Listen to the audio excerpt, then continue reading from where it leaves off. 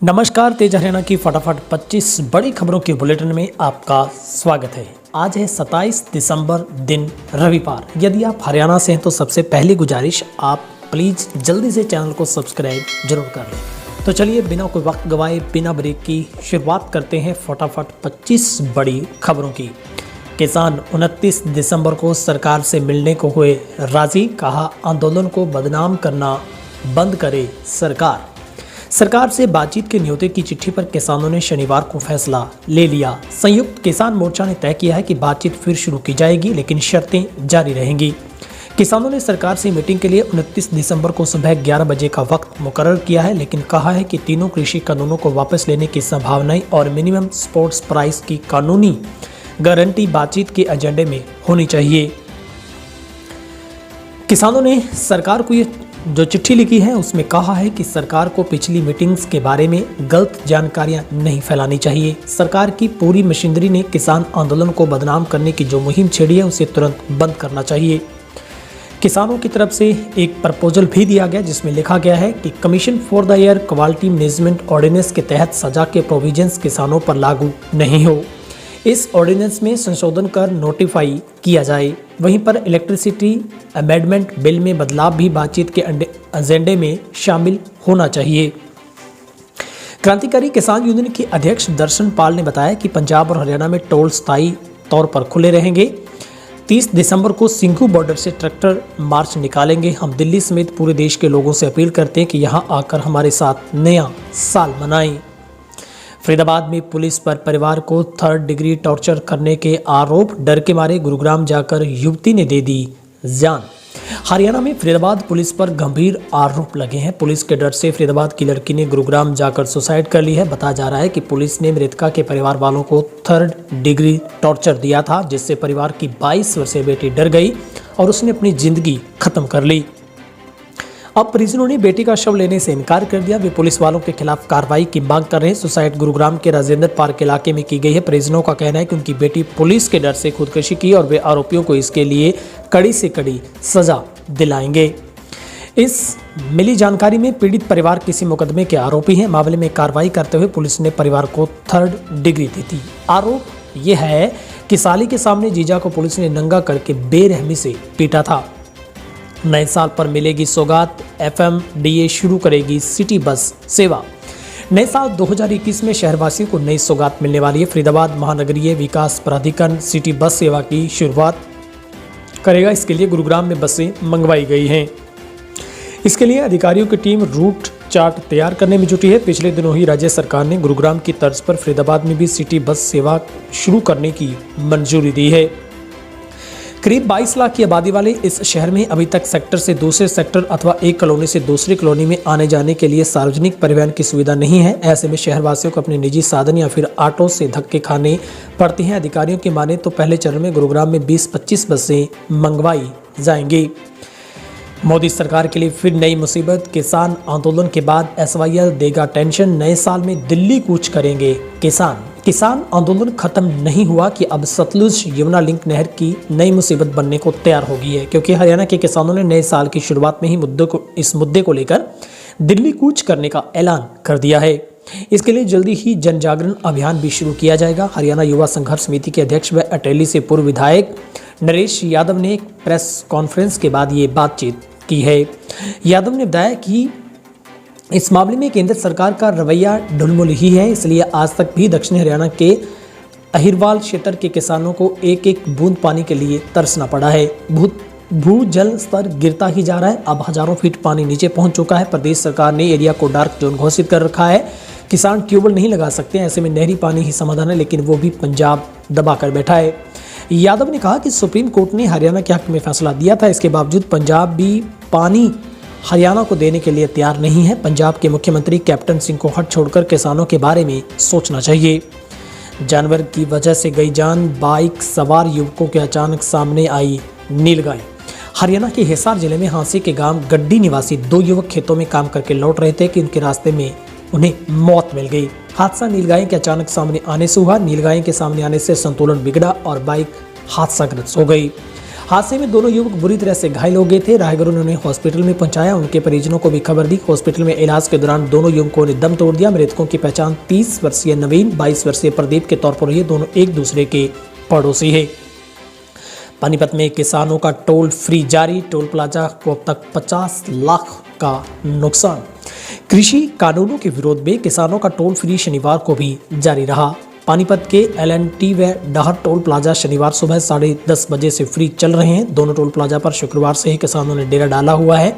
अब तक दोनों टोल प्लाजा को लाखों रुपए का नुकसान हो चुका है। किसानों ने रविवार शाम तक टोल फ्री रखने का ऐलान किया है।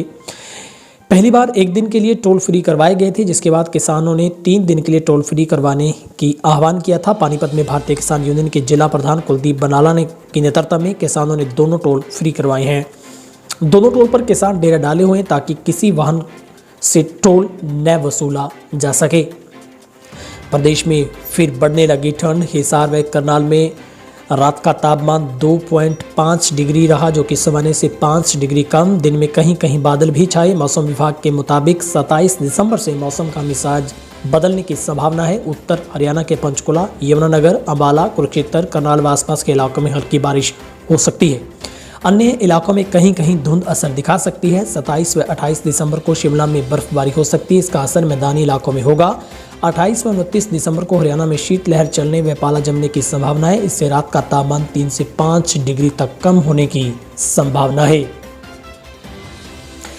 टिकरी बॉर्डर पर आंदोलन में गए कैथल के युवा किसान की मौत, गांव में छाया मातम। किसान आंदोलन में एक और किसान की मौत हो गई। कैथल का युवा किसान आंदोलन में शामिल होने के लिए दोस्तों के साथ टिकरी बॉर्डर पर गया था। हार्ट अटैक की वजह से उसकी मौत हो गई। दिल्ली बॉर्डर पर चल रहे किसान आंदोलन में गए कैथल के सेरदा गांव निवासी 32 वर्षीय किसान अमरपाल की हार्ट अटैक से मौत हुई है। किसान का शव शनिवार को जिला नागरिक हॉस्पिटल में लाया गया, जहां पोस्टमार्टम करवाने के बाद परिजनों को सौंप दिया। किसान आंदोलन में ड्यूटी के दौरान जींद के जवान का निधन। 2.5 साल के बेटे के सिर से उठा पिता का साया। दिल्ली में चल रहे किसान आंदोलन के दौरान सिंघू बॉर्डर पर ड्यूटी कर रहे सशस्त्र सीमा बल के जवान का निधन हो गया। जवान जींद के रूपगढ़ गांव का राजीव था। शनिवार को गांव में राजीव का सैन्य सम्मान के साथ अंतिम संस्कार किया गया। राजीव के अंतिम संस्कार में भारी भीड़ उमड़ी और नम आंखों से जवान को श्रद्धांजलि दी। चंदौली का दुष्यंत और वीरेंद्र सिंह पर हमला, कहा पोते और नातिन ने किसान नेताओं को किया कलंकित। भारतीय किसान यूनियन के प्रदेश अध्यक्ष गुरनाम सिंह चंदौली ने हरियाणा के उप मुख्यमंत्री दुष्यंत चौटाला और पूर्व केंद्रीय मंत्री वीरेंद्र सिंह पर निशाना साधा। उन्होंने कहा कि दोनों ने हरियाणा के किसान नेताओं को कलंकित किया है। किसान नेता और पूर्व उप प्रधानमंत्री ताऊ देवीलाल, उनके पोते दुष्यंत चौटाला ने तो वहीं किसान नेता सर छोटूराम को उनके नातिन और पूर्व केंद्रीय वीरेंद्र सिंह मंत्री ने कलंकित किया। दोनों अपनी राजनीति में मशगूल हो गए। किसान आंदोलन को लेकर चंदौली ने कहा है कि अब लड़ाई जनता वर्सेज कारपोरेट हो गई है। इसके लिए अब ये एक जन आंदोलन न होकर धर्म युद्ध बन गया है। उन्होंने कहा कि अब जनता और राजहट के बीच सीधी टक्कर हो गई है। अब खुदा और खुदी का आमना सामना है, जिसमें हमेशा खुदी का ही नुकसान होता है, लेकिन प्रधानमंत्री अब भी नहीं समझ पा रहे। कृषि बिलों को लेकर महिला मंत्री का घेराव, काफिले को रोकने के लिए सड़क पर लेटे किसान। दिल्ली कूच कर रहे किसानों का कारवां कलायत में चंडीगढ़ हिसार राष्ट्रीय मार्ग पर कृषि बिलों के मुद्दे को लेकर महिला व बाल विकास मंत्री कमलेश ढांडा का घेराव किया। इससे पहले उन्होंने कैथल में आयोजित सुशासन दिवस पर शिरकत करने के साथ साथ शहर में रहे ही मटोर गांव की होनहार खिलाड़ी मनीषा मोन को उनके घर द्वार पर पहुंचकर खेलों में बढ़ावा देने के लिए सम्मान किया था। दोपहर करीब 1 बजे महिला मंत्री कलायत स्थित लोक निर्माण विश्राम गृह से हल्के के गांव लांबा खेड़ी में शिक्षक के निधन पर शोक व्यक्त करने के लिए निकली थी। इस दौरान मुख्य मार्ग पर उनका सामना ट्रैक्टर ट्रॉलियों से दिल्ली पाड़ा में शामिल होने जा रहे कलायत क्षेत्र के किसानों से हुआ। मंत्री के काफिले को देखकर किसानों ने सरकार के विरुद्ध नारेबाजी शुरू कर दी। किसान संगठनों का एक और ऐलान, बाबा रामदेव को झटका देंगे किसान। अब पतंजलि के प्रोडक्टों के बहिष्कार का हुआ ऐलान। केंद्र सरकार द्वारा लाए गए 3 कृषि कानूनों का विरोध कर रहे किसान अब बाबा रामदेव को आर्थिक झटका दे सकते हैं। भारतीय किसान यूनियन हरियाणा के प्रदेशाध्यक्ष गुरनाम सिंह चंदौली ने पतंजलि प्रोडक्ट के बहिष्कार का ऐलान किया है। चंदौली ने कहा कि हमने अडानी अंबानी के साथ साथ पतंजलि के उत्पादों का बहिष्कार करने का फैसला किया है, लेकिन किसी के साथ कोई जबरदस्ती नहीं की जाएगी। किसी की दुकान या पेट्रोल पंप नहीं बंद करवाए जाएंगे। उन्होंने कहा कि किसानों द्वारा टोल प्लाजा फ्री करवाए जाने के दूसरे दिन 4 जगह दौरा किया है। इसके बाद रोहतक के मदीना टोल पर चंदोड़ी ने पत्रकारों से बातचीत में भारतीय जनता पार्टी के नेताओं के बहिष्कार करने की बात कही। उन्होंने कहा कि भाजपा के नेता जहां कहीं भी रैली करेंगे उनका वहीं पर विरोध किया जाएगा। बीजेपी सांसद ने किसान आंदोलन को लेकर दिया बड़ा बयान, बोले घेराव करने वाले नहीं हैं किसान।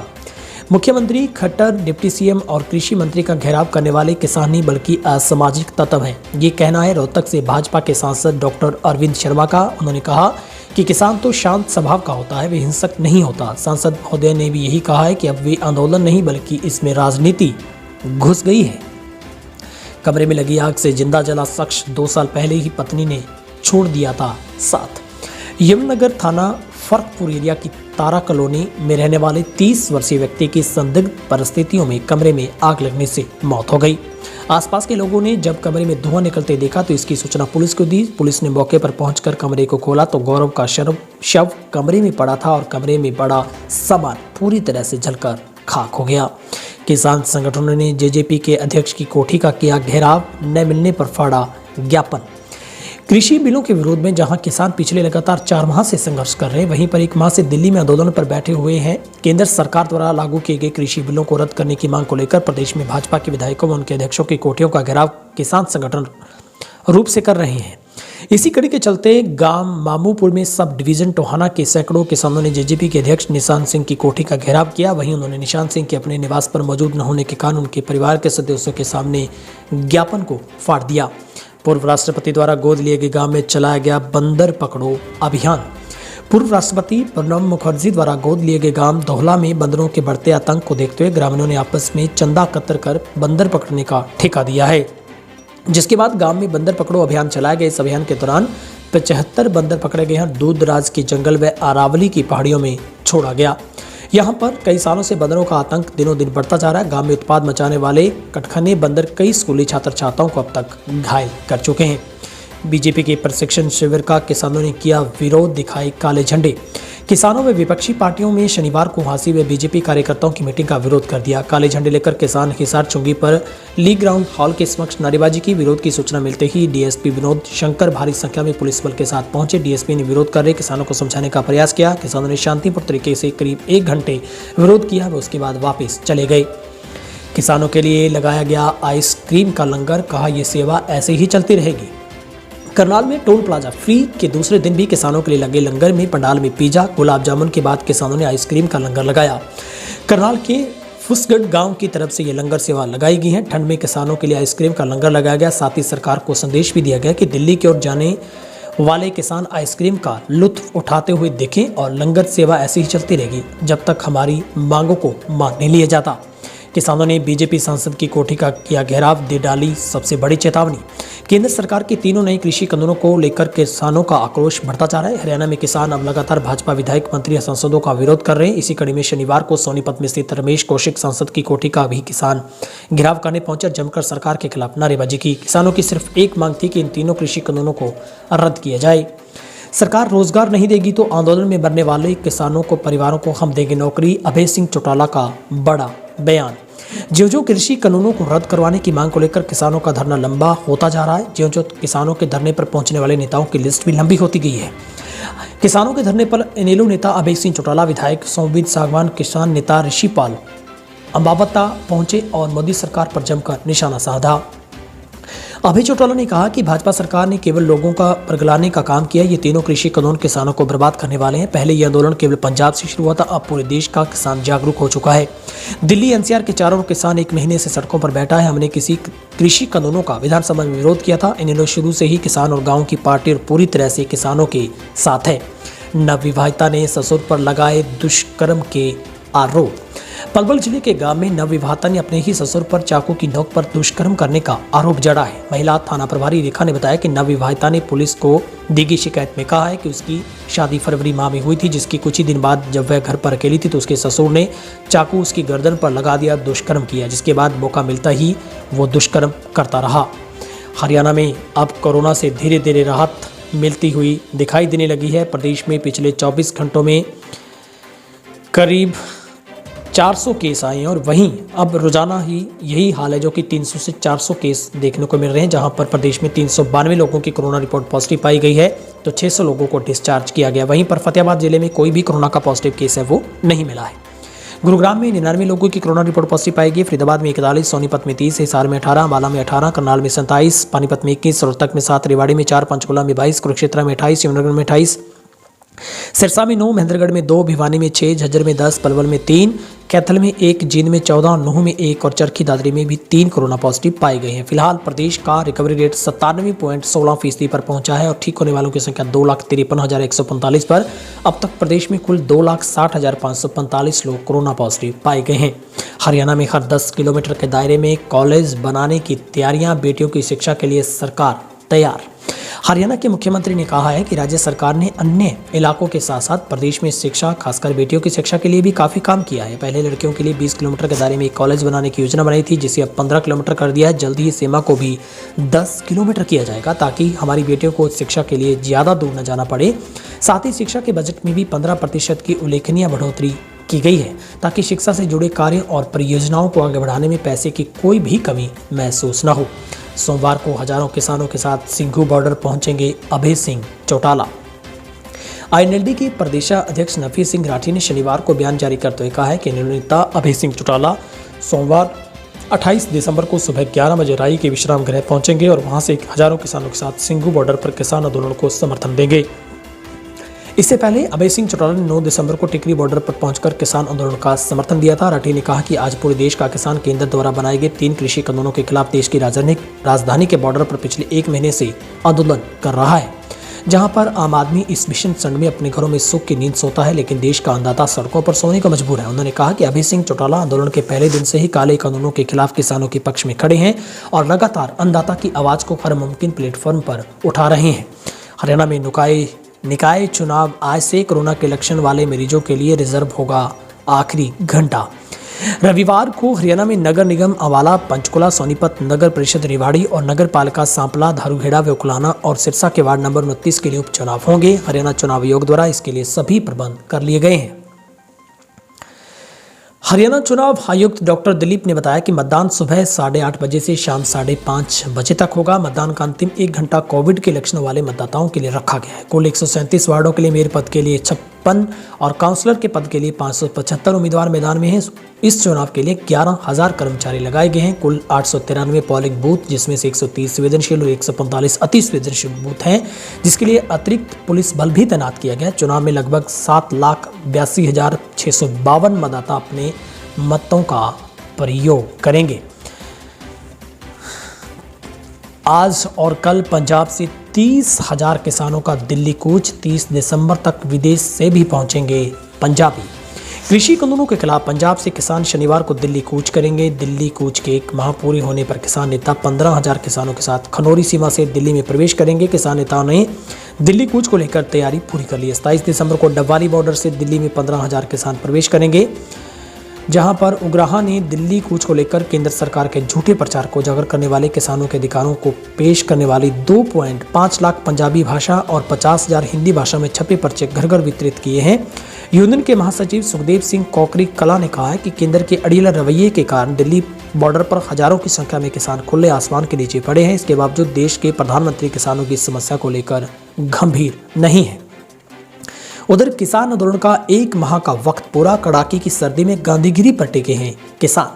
कृषि कानूनों के खिलाफ किसानों के आंदोलन को 1 माह हो चुका है। दिन रात किसान दिल्ली से सटी विभिन्न सेवाओं पर डटे हैं। किसानों के साथ आंदोलन की ताकत भी लगातार बढ़ती जा रही है। सर्दी की परवाह किए बिना हरियाणा, पंजाब, यूपी, राजस्थान समेत अन्य राज्यों से किसानों के जत्थे रसद के साथ लगातार धरना स्थल पर पहुंच रहे हैं और लगातार ट्रॉलियां किसान आंदोलन संबंधी पंजाबी गीत तेज आवाज में लगाकर दिल्ली सीमाओं की ओर बढ़ रही हैं। किसान अपनी गांधीगिरी से सरकार को झुकाना चाहते हैं, लेकिन किसानों की लगातार बढ़ती जा रही संख्या से केंद्र सरकार पूरी तरह से सतर्क है। सरकार को इस बात की आशंका है कि दिल्ली सीमाओं पर बढ़ती जा रही किसानों की संख्या भविष्य में कोई आफत न बन जाए। फिलहाल हरियाणा की फटाफट 25 खबरों के इस अंदाज के बुलेटिन में आज के लिए इतना ही। आप सभी से गुजारिश, यदि आप पहली बार हमारे चैनल पर आए हैं तो सब्सक्राइब जरूर कर लें, बेल आइकन भी दबा दें ताकि हर अपडेट हम आप तक सबसे पहले पहुंचा सकें। कोरोना से एहतियातन आप मास्क का इस्तेमाल करें और किसान हित में भी हमारे चैनल को आप सब्सक्राइब करें, क्योंकि जिस तरीके से अब किसानों की संख्या बढ़ रही है, जाहिर तौर पर बहुत जल्द सरकार इसके ऊपर फैसला कर सकती है। आप सबका दिन शुभ रहे। बहुत बहुत शुक्रिया।